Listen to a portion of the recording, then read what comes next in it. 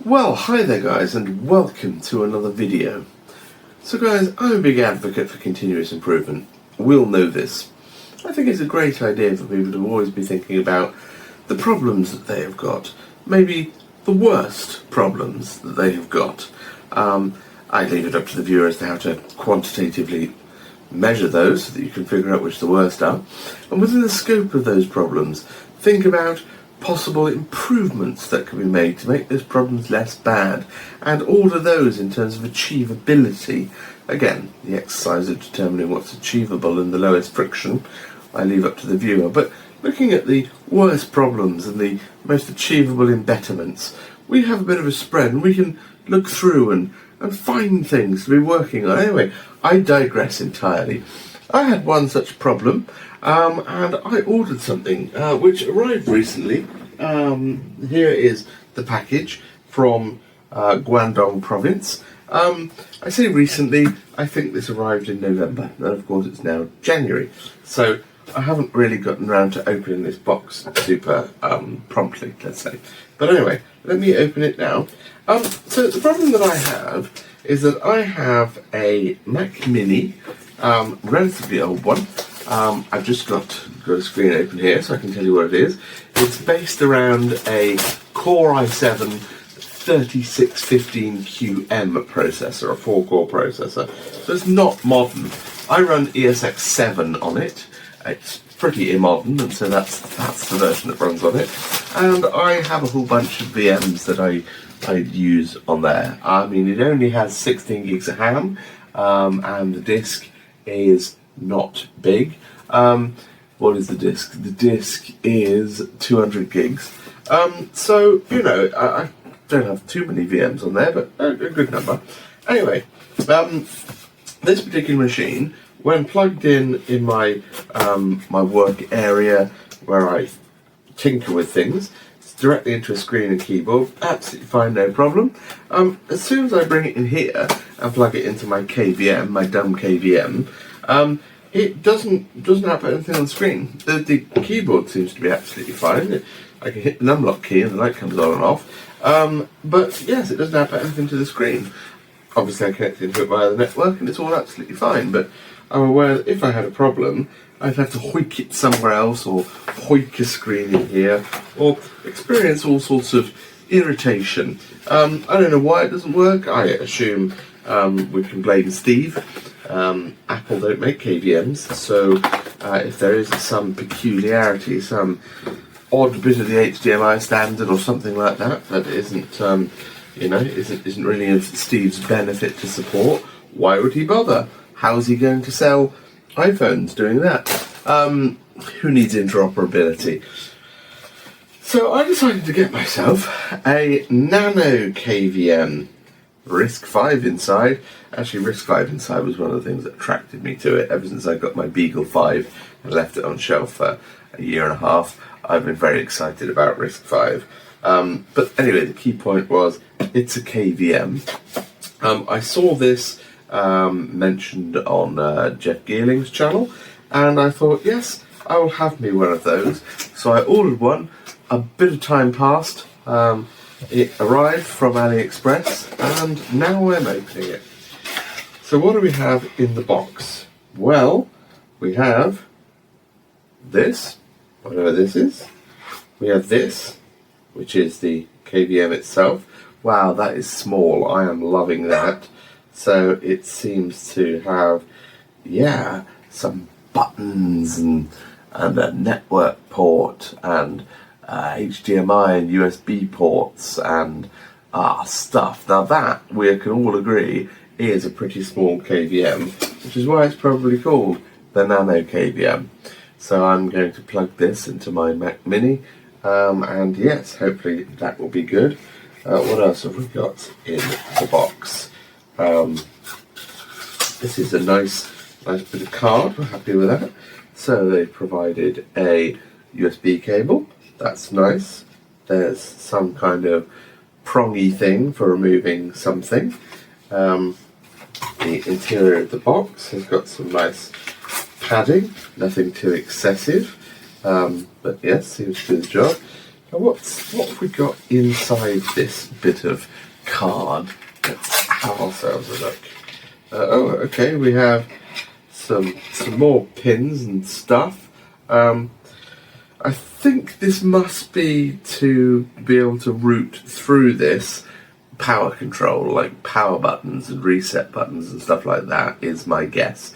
You'd think I'd have figured this all out before buying the thing, but I probably am not going to be able to do anything useful with that, given that it's a Mac Mini, but it's good to know it's there. And oh, another USB cable. So I guess one of these USB cables is for powering it, one of them is for getting a virtual keyboard and mouse, and I think drive mounting capability as well, those three virtual items through to the machine. Yeah, and I guess I supply my own HDMI cable, which is absolutely fine. Anyway, without further ado, let me head over to the Mac Mini and get this rigged up. Like I said, I'm not going to worry too much about the power stuff. I'm just going to power the KVM from the Mac Mini, because to be honest, if it hasn't got power or something like that, I don't really care whether the KVM is on or off. So I'm going to power it for the Mac Mini, have the virtual inputs to the Mac Mini, get a very short HDMI cable to plug that in. Yeah, let's get to it. Right, here I am with my little KVM. I have plumbed in another Ethernet cable. I have, I seem to be the proud owner of the world's shortest HDMI cable, so that's lucky. And I've plugged the two USB cables into the Mac Mini. So, without further ado, let us connect up the Ethernet cable and connect up the HDMI cable. There'll be time for tidying all of this later somehow. I don't know, it's quite compact, it's going to be difficult to tidy. I don't know which of these cables is which, so I'm just going to plug this one in at the top here, and okay, I'm going to try anyway. No, it's not going in very well. Alright, there we go. Oh, lights come on, and then this cable in the other side. I'm going to guess it goes in the other side. I really don't know. Okay, we have a blue light and a red light. That's nice. There is a 5-volt light on here. Oh my goodness, there's a tiny little screen. How nice. IP address 192.168.0.123. Wow, that's amazing. And lots of Chinese writing. Okay, well, that's kind of cool, I guess. It has connected to the network. Yeah, I guess I'll go over my web browser and see what on earth happens next with this setup. Exciting! I have, of my own free will, returned to the other side of the room, and I have typed into my address bar the 192.168.0.123. I'll hit the enter key. I have a login screen. I probably should have looked up the default credentials before I started this, but let's find out. Default username and password, admin, allegedly. Admin. No, it is true. Right, well, I have some kind of screen here. What am I seeing? I'm seeing buttons, resolution, FPS, quality, frame detect, paste, keyboard, default cursor, grab cursor, lots of KVM-ish stuff here, images, script, terminal, wake on LAN. Okay, I mean, I am definitely seeing some things here. Language, English, virtual disk, virtual network, tailscale, nice. Okay, well, I mean, I definitely have some kind of something going on here, but alas, nothing showing on the screen. That's kind of unfortunate. I do wonder whether or not I'm going to have to reboot this machine to get it to output something on the screen. Yeah, let's that's going to be highly challenging by virtue of the fact that it's my production ESX server here with lots of VMs and stuff running on it. So maybe for the moment we park this and I unplug it from all of that and go and plug it into something else and see what we get from that.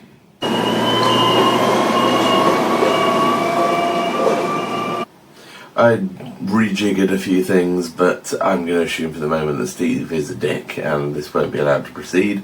I definitely can't restart that machine right now. So I've just got my laptop and I've run a network cable across the room temporarily, and I'm just going to plug this all in here and just see whether or not I get an output from the laptop. So I'm using the same HDMI cable just to rule that out.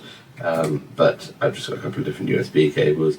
Let's plug the power in. Almost knocked my drink over there. Let's plug the power in. Okay, there we go. And my laptop seems to be outputting power on the USB. That's good. I haven't even turned it on yet. Nice. Good feature. This laptop has actually been in this bag for months. I don't even know if there's much charge of the battery at all. Right, we will just wait for this to come up on an IP address. I just literally pulled it out. I didn't figure if there was any way of shutting this down or not. It's still on 123, so let's... yes, it's come back to the login page. So let's stick in some stuff there. It did ask to software update and then asked me to change the password, so I just put something with a 123 on the end in there. Right, okay, let's hit the power button on the laptop and see what happens. Oh, it cut the power to the USB port when I turn the laptop on. That's why you should probably use an external power source for this kind of thing. Right, let's wait a moment. It's possible that as it boots it will cut the power again. Hopefully this thing doesn't mind the rug being pulled out from underneath it repeatedly. Right, back on the login screen again. Right, okay, logged back in. There is something, and we're back on the login screen again. Excellent, excellent. Oh, here we go. Right. I guess Windows did keep pulling the power or something.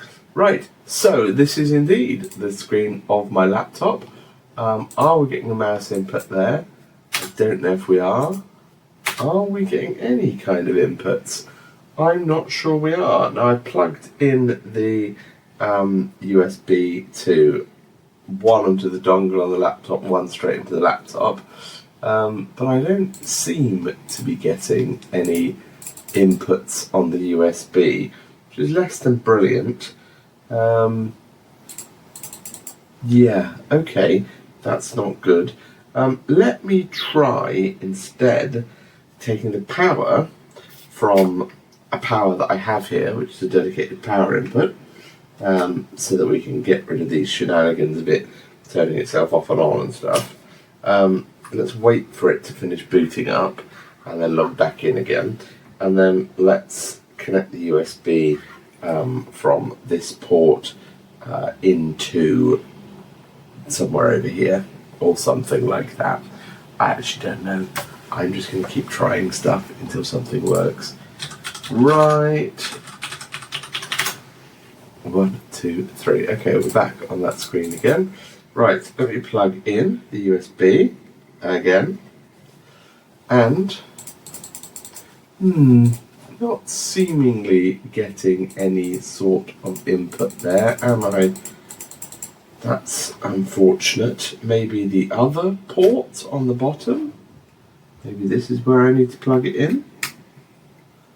Oh, okay, that did something. We've got something there. That's good. If I had read the manual, I'm sure we would have better results here. Right, so the mouse pointer is moving around. That's nice. Let's log into this machine. I have absolutely no idea what the password. There we go. Okay. Wow, there we have it. That is the laptop on its desktop, and that's actually pretty not too shabby performance, if I may say. I'm not unhappy with that. Well, there we go.